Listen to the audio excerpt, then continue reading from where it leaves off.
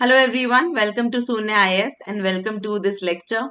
In this lecture, we are going to talk about the natural vegetation of India. Important topic, but it is something that we cover also in the overall physical geography. So, we'll not be going a lot into it because we have already talked about the kind of forests that are there. But yes, it is important to know that India is both in the tropical and the temperate zone, right? So if this is the somewhere here is the Tropic of Cancer, so this upper part is the temperate part and this lower part is the tropical part. So accordingly, we have various kind of natural vegetations. I'll give you an example. When the southwestern monsoon hits us, the trade winds hits us. So यहाँ पे the kind of vegetation that is created because of this is called the Shola forest. Shola forest or Sahyadris, basically the western ghats, which are tropical evergreen forests because there is so much of rainfall. Similarly, the same wind system gets hits here as well, and here also at the Meghalaya plateau also there are hills, Garo Khasi Jaintia hills. So here also orographic rainfall comes, and here also we have the tropical evergreen forest. But here, even though this is Himalayas, we do not have a tropical evergreen forest. Here, just this side of the Sahyadris, we don't have tropical evergreen forest because this is the leeward side. Now, similarly, the Tamil Nadu side, because the southwestern trade winds do not reach there, all the water has been given and they flow parallel. The Bay of Bengal branch also flows parallel. So there's no water that comes to the south eastern part of India. That is Chennai coast, that is basically Tamil Nadu coast, and that is why here you will not find the tropical evergreen forest. So lot of factors which are related to climate only, they will impact the natural vegetation. So climate we have done and natural vegetation will follow. So before starting, just let me just tell you a little bit about the course that we are running, which is Revise Entire Prelims Syllabus through 3000 plus MCQs, wherein we have already done polity, economy, geography, modern history, geography चल रहा है, modern history कर लिया है, environment ecology will do, ancient medieval art and culture, science and tech, current affairs. All of that we are going to do. Most of that we are done with it. And the purpose is to cover entire syllabus through MCQ format, make you used to the new pattern as well. You can contact on this number, visit this website to know more. Okay, first question. Consider the following statements about tropical evergreen vegetation. This type of vegetation is found in the areas with annual rainfall of more than 200 centimeters. They occupy 1/3 of the Earth's land surface and harbor less than 1/3 of world's plants and animals. And trees in this vegetation have softwoods and are of height about 30 to 60 meters. So how many of the given statements are incorrect? See, first things first, the rainfall requirement that is given is absolutely correct. Okay, primarily the tropical evergreen forest, which is basically the highest level of rainfall that is that falls somewhere. Tropical evergreen forests grow there. So 200 कई जगह 250 centimeter भी लिखा होता है. Sometimes tropical evergreen vegetation is divided into two parts. One is tropical wet evergreen and one is tropical not dry evergreen but just tropical evergreen करके बोलते हैं. तो 200 to 250 centimeter, sorry, 250 centimeter plus would be your wet evergreen and 200 to 250 centimeter जो है अपना वो आपका evergreen हो जाएगा, right? This slight distinction is also made, but overall if some area is getting more than 200 centimeters of rainfall, then it is definitely going to have tropical evergreen vegetation. Fine.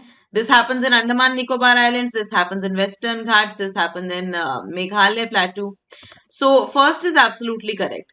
Now second one, they occupy 1/3 of the Earth's land surface. Are you even trying to imagine how much is 1/3 of Earth's land surface?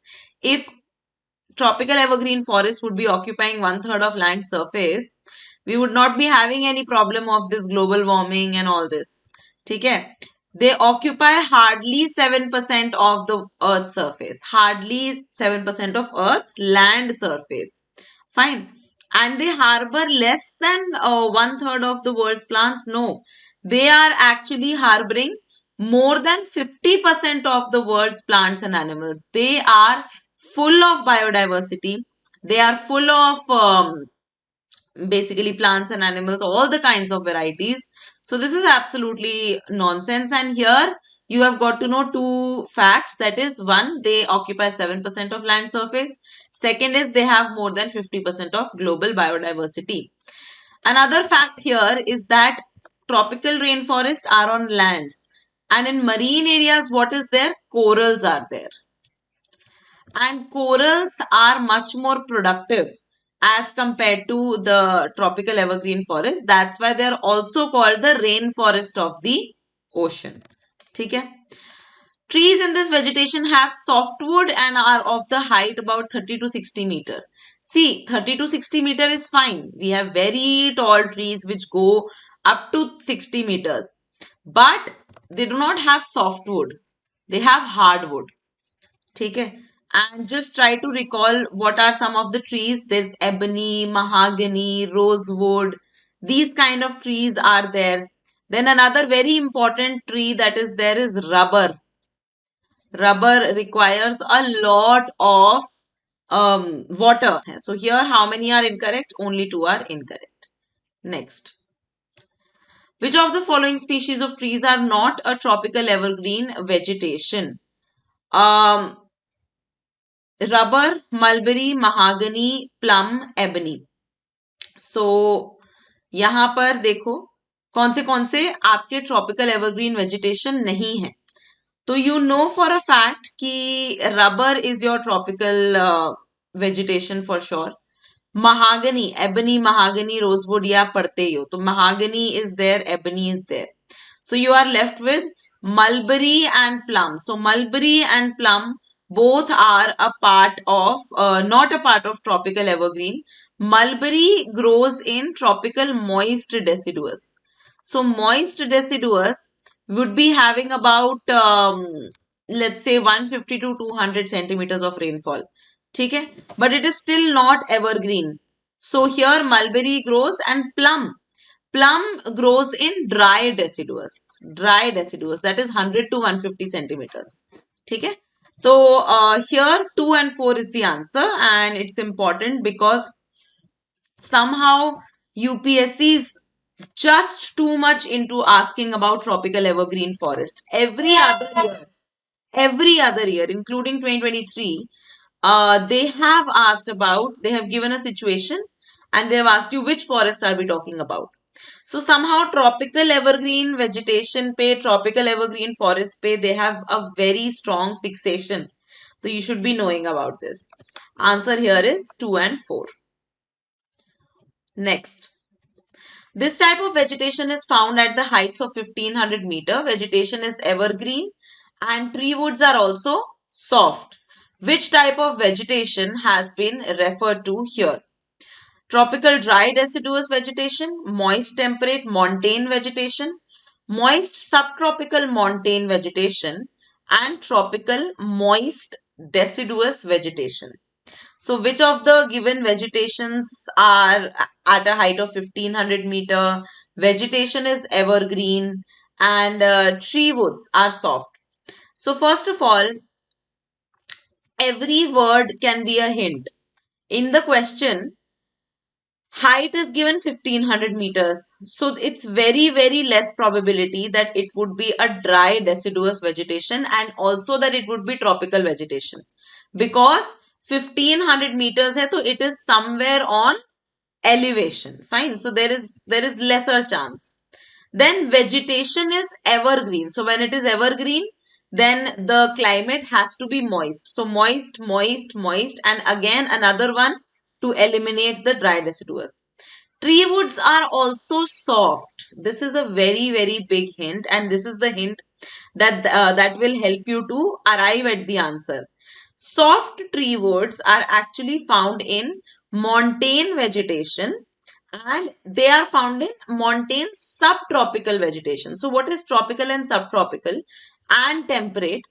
If this is the if this is the equator, this is the Tropic of Cancer, this is the Tropic of Capricorn. Okay. So what happens is that here the tropical area is ending. Just above this and just below this, just like a doldrum at 0 degree latitude. Similarly, here also the subtropical would be just around the tropics. And when you go over above the tropics, then then the temperate region starts. So it is the subtropical area is basically the transitionary area between tropical and the temperate region. ठीक है, so इससे आपको clear हो जाएगा कि what subtropical is. Now, on the basis of this, you need to decide that whether the moist temperate montane vegetation is there or moist subtropical montane vegetation has softwood. So the answer here is C. Moist subtropical montane vegetation has softwood. Deciduous vegetation as well as temperate vegetation would not be having softwood. So here this particular vegetation is found at mountainous regions, and the height, the moist montane height is somewhere about 1070 to 1500 meters above sea level. Where is it found is very interesting. It is not found in northern India, okay?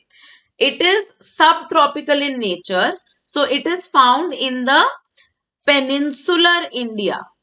So whatever peaks we have, for example, let's say we have we have somewhere around Amarkantak Plateau, or even below that actually, it will be the Ajanta range. Yes, the Ajanta range, or for that sake, Mahabaleshwar.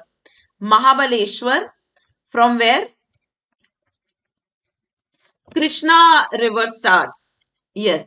So Krishna river starts from Mahabaleshwar. Mahabaleshwar is a hill station, and the kind of vegetation that is found at Mahabaleshwar will belong to moist subtropical montane vegetation, because it is not completely tropical also. It is not temperate also. So it is moist subtropical montane vegetation, and this is found in basically Western Ghats. It is found in Nilgiris. Nilgiris are the mountain range which signify the meeting point of Western Ghats and Eastern Ghats. So very important. Okay. Then these ones are also found in Cardamom Hills and Anamalai Hills. So the hills of southern India are having moist subtropical montane vegetation, and it's very important that you know this kind of vegetation. Then the rest of the three also become important. Tropical dry deciduous. So when you are talking about India, whenever the word tropical is there, please come below the river Narmada. This is Narmada. Below it is the tropical region, because broadly Narmada river is coinciding somewhat with we see Narmada as the coinciding point of the Tropic of Cancer. So below the Tropic of Cancer, we'll be having the we are having this tropical regions. Okay. So tropical dry deciduous vegetation, and this dry deciduous vegetation is dry because it has hardly 50 to 100 centimeter of rainfall per year. So इससे कम rainfall होगा तो it would belong to the desertic area. So this is the last stage where some vegetation is found. Where is it found? Just think about it. This is the western monsoon. They lose their moisture over here, and here this entire part, my dear, is water scarce. So states like Gujarat, states like MP, These are having tropical dry deciduous vegetation. And what are some of the examples over here? Even southern Haryana comes into this. What are some of the examples over here? For example, Maua. For example, Babul. Then there is Palash. Then there is Khair. These are some of the vegetations. You can also find them in desertic areas, but they are also found in tropical dry deciduous areas. Then there is moist temperate. हमने moist tropical कर लिया. Moist montane temperate vegetation. Moist montane temperate vegetation. Then again moist mountain temperate है तो montane है तो it would be found somewhere around 1500 meters के elevation पे. Then it is found in the northern areas, ठीक है, above your Tropic of Cancer, and species would be similar to the moist tropical montane only. And then tropical moist deciduous. So as I told you, tropical moist deciduous will be somewhere around 100 to 150 centimeter of rainfall per year. And where are they found? These are found in the injunction area of deserts and the evergreen forest. ठीक है, so यहाँ पे आपको important species एक मिल जाएगी, sandalwood. So in Andhra Pradesh, this is India, this is Andhra Pradesh. So Andhra Pradesh mein sandalwood is very important, and there is a particular variety of sandalwood called red sanders. Remember?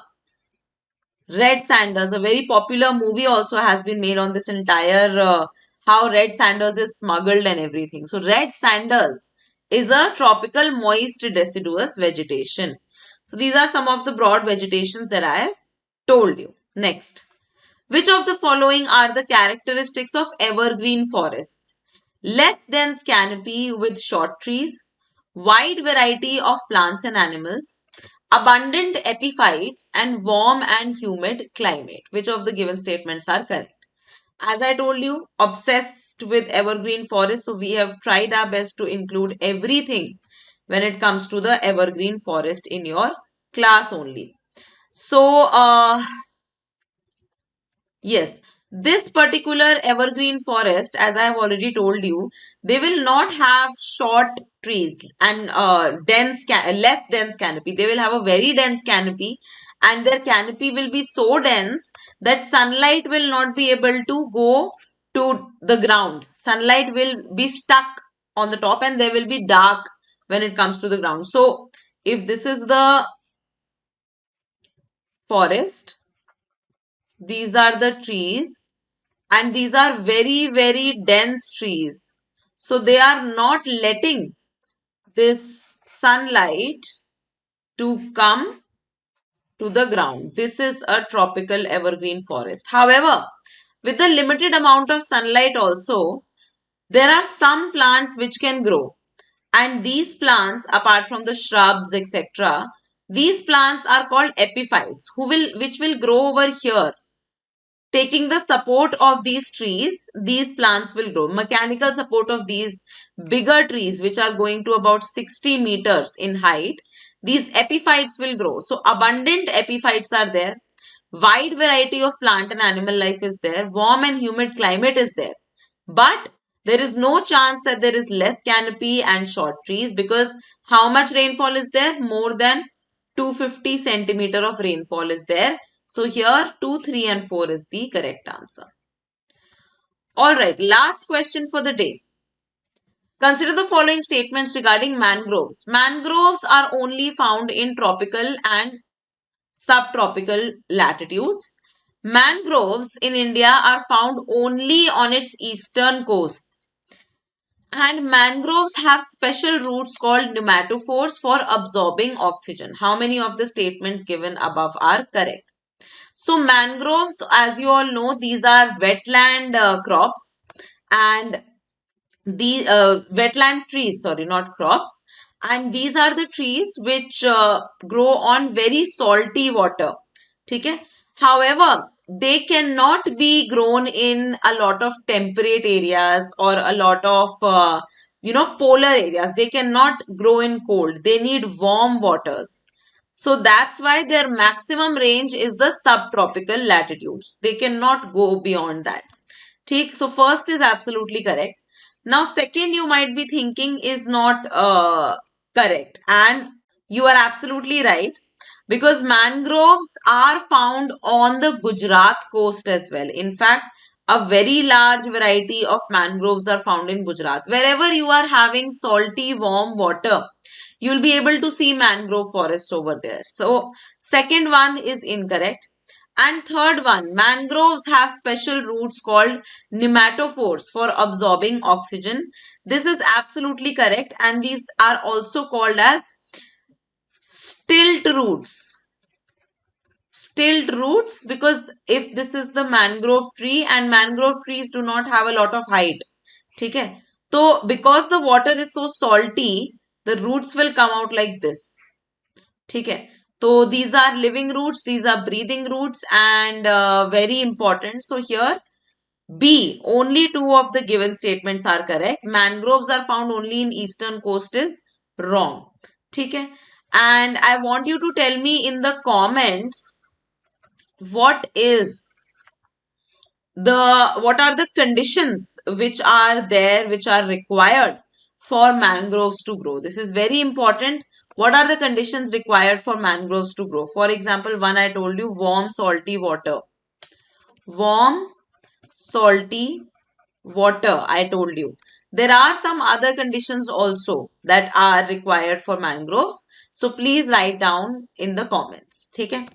So yes, that is all for today. Now what I want you to do is, you go to your NCERT or your Sunya book, whichever you have. We have practiced 5 questions.